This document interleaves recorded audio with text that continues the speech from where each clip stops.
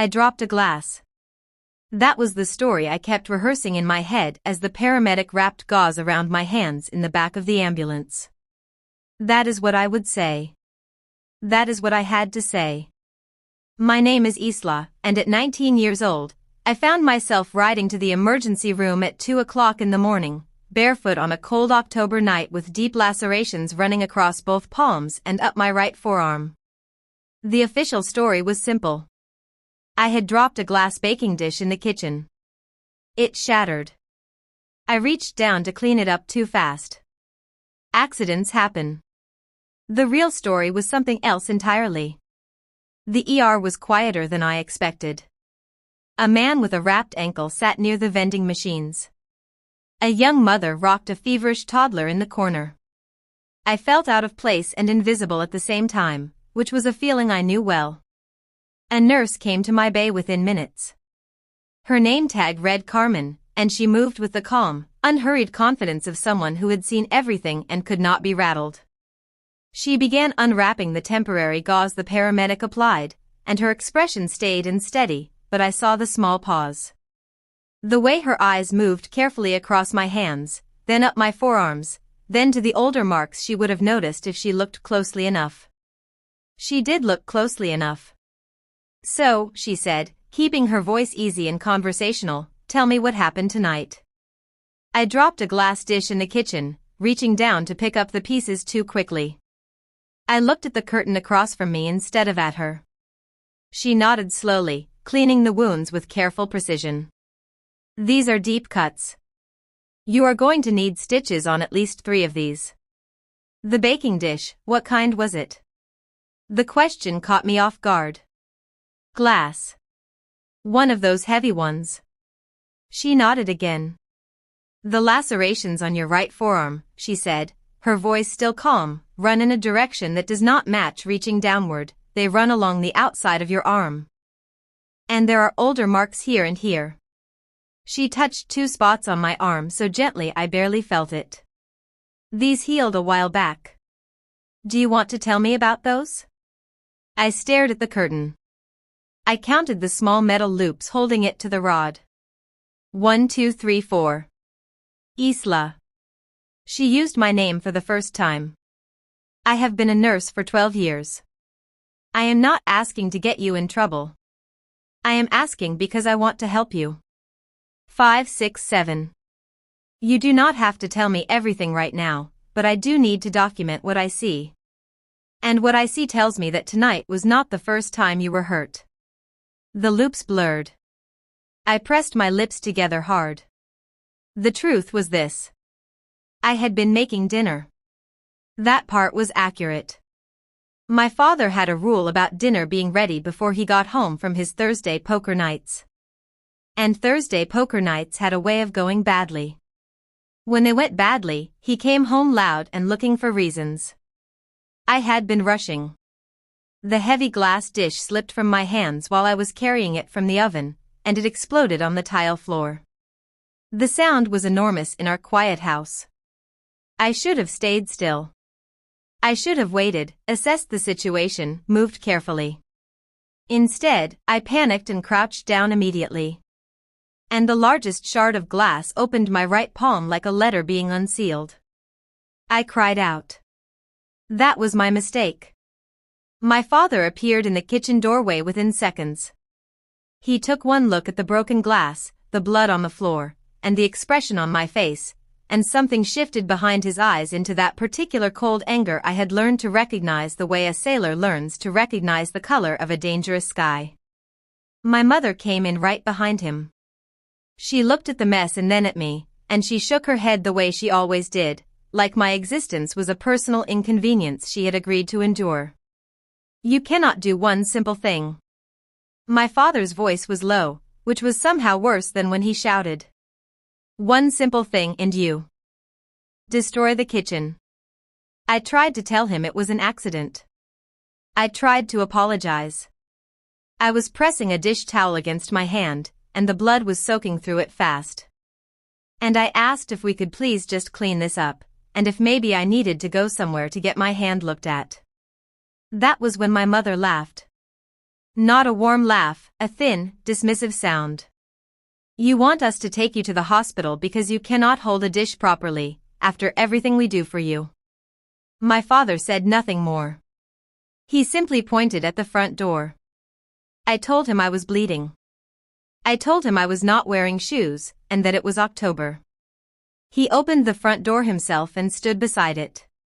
And his face said everything his mouth was not saying. My mother handed me a single paper towel for my hand and told me that a night in the cold might teach me to be more careful. The door closed behind me. The lock turned.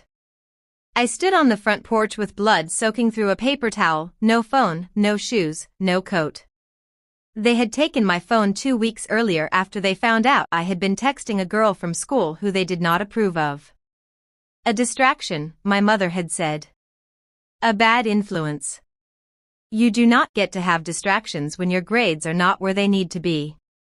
My grades were a 3.8 GPA. They had never been enough. I walked. I did not know where else to go. They had spent years making sure of that.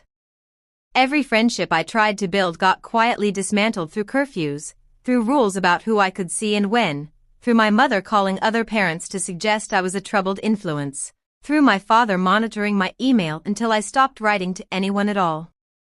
The neighborhood was dark and cold, and I walked on the concrete in bare feet with a blood-soaked paper towel wrapped around my hand until an elderly woman named Mrs. Aldridge, who was letting her small dog out one last time before bed, saw me from her porch and did not hesitate for a single second.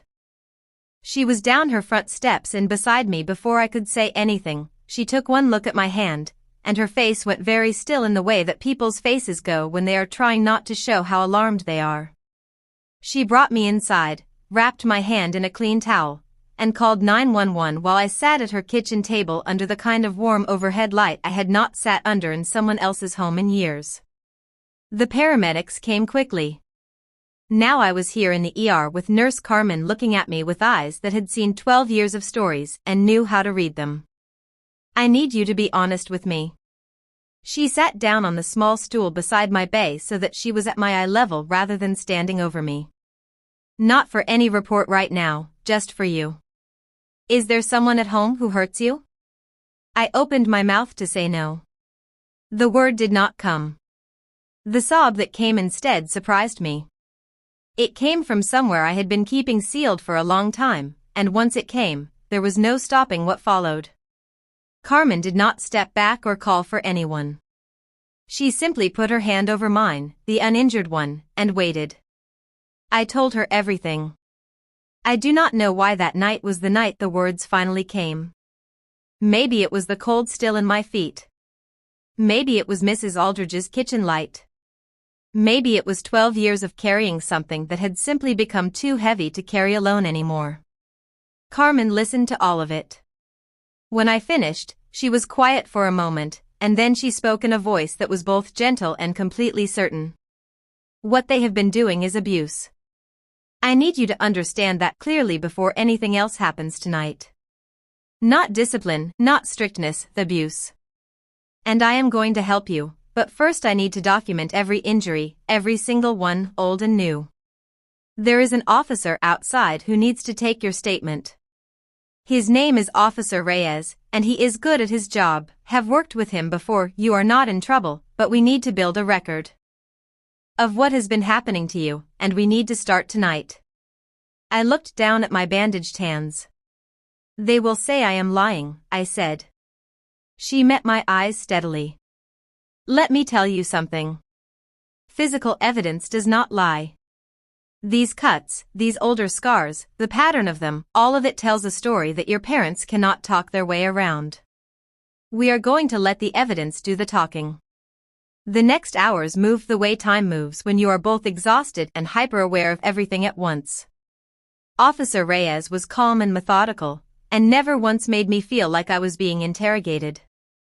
He wrote everything down carefully and asked follow-up questions in a tone that was matter-of-fact rather than dramatic, which somehow made it easier to answer. Carmen photographed every injury and noted in her clinical language the things that the photos would support. Multiple lacerations to palmar surface of both hands and right forearm. older healed scarring consistent with prior untreated lacerations. Bruising in various stages on upper arms. Evidence of chronic physical trauma. Hearing it described that way was strange. It was my life she was describing. It sounded in that clinical language like something that happened to other people. People you felt sorry for when you read about them. I had never thought of myself as someone you would feel sorry for. I had thought of myself as someone who needed to try harder. Just before dawn, Detective Rivera arrived. She was compact and composed with reading glasses pushed up on her head and a notepad already open in her hand. She introduced herself, pulled a chair up to my bedside, and looked at me directly. "Isla," she said, "I know you are exhausted. I am going to try to make this as straightforward as I can. I need to ask you about something beyond the physical injuries." She pulled out her phone and showed me a series of screenshots. They were from a bank account. My bank account, the one I had opened when I started working part-time at the garden center 2 summers ago. "Are you aware that withdrawals have been made from this account regularly over the past 18 months? I stared at the numbers. Deposits from my paychecks, deposits from the academic achievement grant the school district had awarded me last year, and then withdrawals. Regular, steady withdrawals that I had never made. I felt something cold move through my chest. "I never touched that money," I said. "I was saving it for college." Detective Rivera nodded. "We believe your parents have been accessing and withdrawing from this account. Combined with what Officer Reyes has documented tonight, we are looking at multiple charges. Physical abuse, endangerment, financial exploitation." She paused. "I need you to know that you are not going home tonight. And depending on what comes next, you may not be going back at all unless you choose to." Where would I go? We reached out to a family contact. She looked at her notes. "Your father's sister. A woman named Ruth Calloway in Portland, Oregon. She wants to speak with you as soon as you are ready." I had not seen Aunt Ruth since I was 11. She and my father had argued badly the last time she visited, something I had never been told the full story of, and she had stopped coming after that. What I remembered of her was a woman who laughed easily, who had brought me a book about marine biology because I had mentioned once that I liked the ocean, and who had hugged me at the door when she left that last time in a way that felt like she was trying to say something she could not figure out how to say in front of my parents. "She's been trying to get in contact with you," Detective Rivera said, "for several years." Something inside my chest shifted quiet and slow, like a door opening in a room that had been shut for a long time. Carmen was still there. She had not left my side through any of it. When Detective Rivera stepped away to make calls, Carmen sat with me in the pale early morning light coming through the window and talked to me about ordinary things. Her daughter's terrible taste in music, a restaurant in the neighborhood she had been meaning to try, the way the mountains outside the city looked on clear October mornings. She was showing me. I understood later what it sounded like when someone talked to you like you were simply a person, not a problem, not a burden, not a disappointment, just a person worth talking to. "You are not what they told you were," she said quietly at one point, not looking at me, just saying it into the room. "Whatever they said you were, you are not that." I did not answer. But I held on to it. Aunt Ruth arrived that evening. She walked into my hospital room looking older than I remembered, but with the same directness in her eyes, and she stopped in the doorway for a moment when she saw me, and I watched her absorb everything she was seeing. Then she crossed the room, sat down beside me, and took both my bandaged hands in hers as carefully as if she were holding something she was afraid to damage. "I should have found a way to get to you sooner," she said. Her voice was steady, but her eyes were bright. "I tried. I want you to know I tried." "I know," I said, even though I had not known until that moment. "I know you did." She took me home to Portland 2 days later after the medical team cleared me and Detective Rivera had what she needed. My parents had not called the hospital. They had not filed a missing person report. When officers went to the house, my mother told them I had gone to stay with a friend. My father said he had not seen me since the previous morning. Even knowing what I knew about them, the ease of their denial sat in my stomach like a stone for a long time. Portland was gray and wet in November, and I had never loved weather so much in my life. Aunt Ruth's house was small and warm and smelled like coffee and wood smoke, and she gave me a room with a window that looked out onto a garden. And a door that locked from the inside. That detail, a door that locked from the inside, I locked and unlocked it probably 20 times the first night just to feel it work the way it was supposed to. She enrolled me in the local community college. She found me a therapist named Dr. Okafor, who had a very calm voice and an office full of plants, and who in our first session said something that I kept thinking about for months afterward. She said that the brain learns what is normal from its earliest experiences, and when those experiences teach the brain that love and pain come from the same source, unlearning that takes time, and it takes practice, and it is not a failure of will. It is simply how brains work, and healing is possible. I wrote that down when I got home that night. I still have it. The trial was 8 months after that night in the ER. My parents were charged with aggravated assault, child endangerment, and financial exploitation.